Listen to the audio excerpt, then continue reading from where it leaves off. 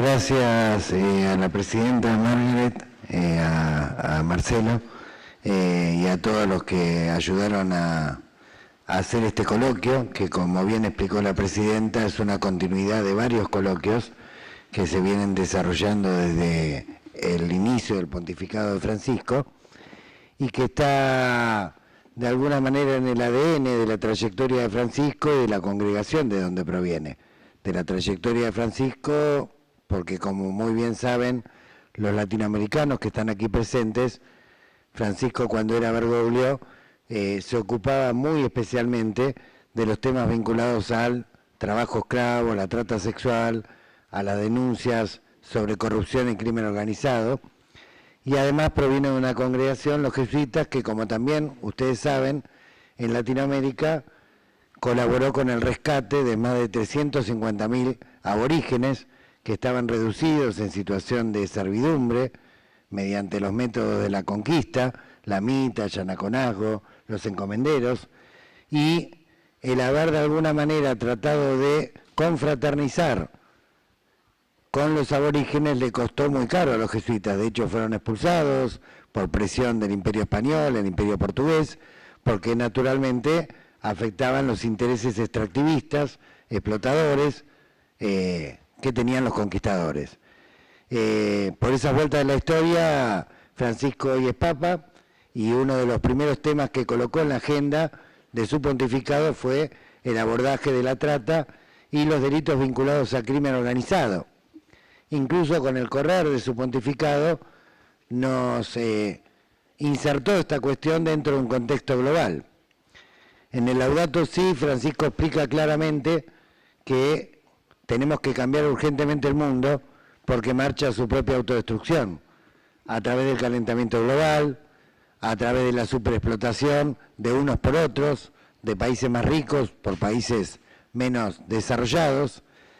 y que las cuestiones que tienen que ver con el cambio climático, las cuestiones que tienen que ver con el monocultivo, las cuestiones que tienen que ver con la contaminación ambiental en general, las cuestiones que tienen que ver con las guerras por el reparto de mercados, provocan consecuencias muy fuertes, fundamentalmente en los países periféricos, fundamentalmente en los países más pobres, y esto provoca migraciones de amplios sectores de la población, forzadas económicamente, por desesperación económica o refugiados de guerra, que se hacinan en los grandes centros urbanos, que se hacinan por ahí en los países centrales y que están en un estado de extrema vulnerabilidad, y esta extrema vulnerabilidad es el caldo de cultivo para la trata, el narcotráfico y delitos vinculados al crimen organizado. Esto lo llama Francisco cultura del descarte. Es decir, las consecuencias que va produciendo el ciclo industrial, que es un ciclo basado en el consumismo desenfrenado,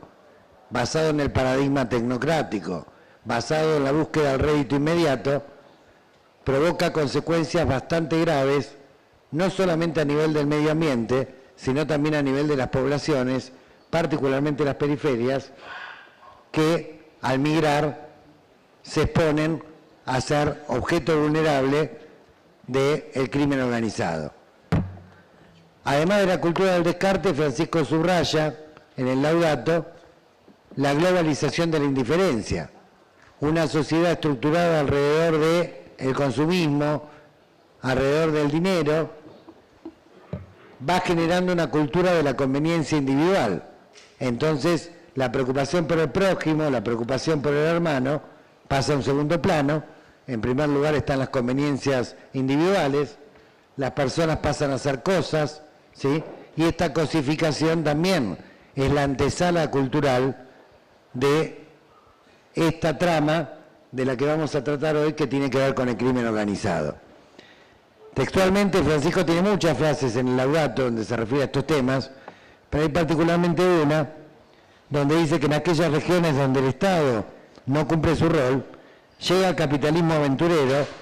reemplazando todas las normas con la trata, el trabajo esclavo, el narcotráfico y demás vertientes del crimen organizado. Esto lo tiene en el punto 197. Pero los que quieran consustanciarse con el marco teórico que Francisco da sobre el tema, en el punto 22, en el punto 26, en el punto 122, en el punto 123 y en el punto, como mencioné recién, 162 y 197, tienen alusiones directas a las consecuencias de esta cultura del descarte, de esta globalización de la indiferencia. Cuando hablamos de crimen organizado estamos hablando de empresas ilegales que buscan rentabilidad, una rentabilidad extraordinaria a través de mecanismos ilegales y a través de actividades donde se obtiene dinero pisoteando tres cuestiones básicas del ser humano: la vida, la libertad y la dignidad. De eso estamos hablando. Cuando hablamos de trata laboral, cuando hablamos de trata sexual, cuando hablamos de tráfico de órganos, cuando hablamos de tráfico infantil, cuando hablamos de narcotráfico y cuando hablamos del delito que conecta todo ello,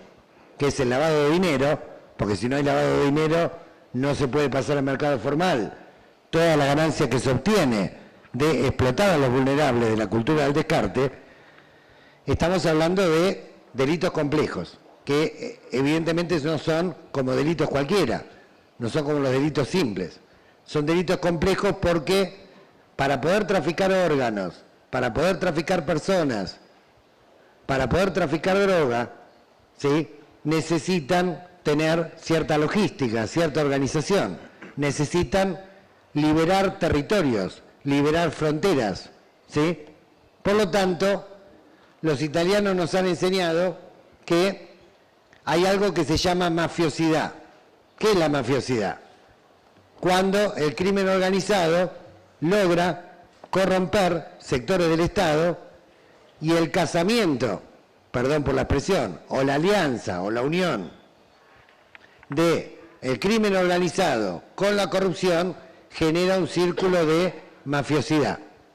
¿sí? Es imposible que de manera reiterada, sistemática, pueda haber trata, tráfico, narcotráfico, si no existe complicidad estatal. Esta es la primera cuestión que sería importante y que hoy seguramente muchos jueces, muchos fiscales que han trabajado sobre el tema nos van a iluminar.